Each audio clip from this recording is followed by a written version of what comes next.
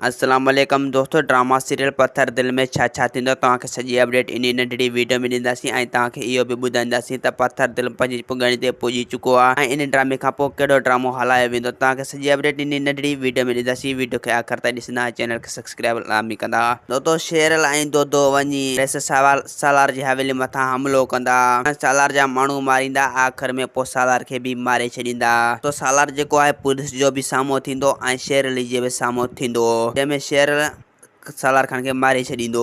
ऐं ॿिए पासे वारस इहो पियो चाहे त कामोरी सां शादी हर हाल में मां कंदुसि ऐं इन ढोलण खे मां मारे छॾींदुसि, हर हाल में ढोलण जी शादी कामोरी सां थियण न ॾींदुसि।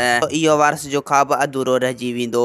तो पत्थर दिल ड्रामे जी इहा हुई कहाणी, जेको लास्ट कहाणी हो उहो असां तव्हांखे बयानु करे छॾियो। हाणे असां तव्हांखे इहो ॿुधाईंदासीं त KTN TV ते नओं ड्रामो हाणे कहिड़ो ईंदो। इन खां पोइ तो पत्थर दिल ड्रामो पंहिंजी पुॼाणी ते पुॼी चुको आहे। इन खां पोइ जहांगीर ड्रामो हलायो वेंदो पत्थर दिल ते जाइ ते। तो उम्मीद आहे त तव्हांखे पत्थर दिल ड्रामो सुठो लॻंदो हूंदो। तो तव्हां कमेंट में ॿुधाइजो त तव्हांखे पत्थर दिल ड्रामो कीअं लॻो। इंशाल्लाह इन जी जाइ ते हिकु नओं ड्रामो अचण वारो आहे जंहिंजो नालो आहे जहांगीर। उहो बि इंशाल्लाह तव्हांखे बि ज़बरदस्त लॻंदो। तो असांखे ॾींदा हाणे इजाज़त, वरी तव्हां सां मिलंदासीं ईंदड़ वीडियो में। जेसीं ताईं पंहिंजो ख़्यालु रखंदा। खुदा हाफ़िज़।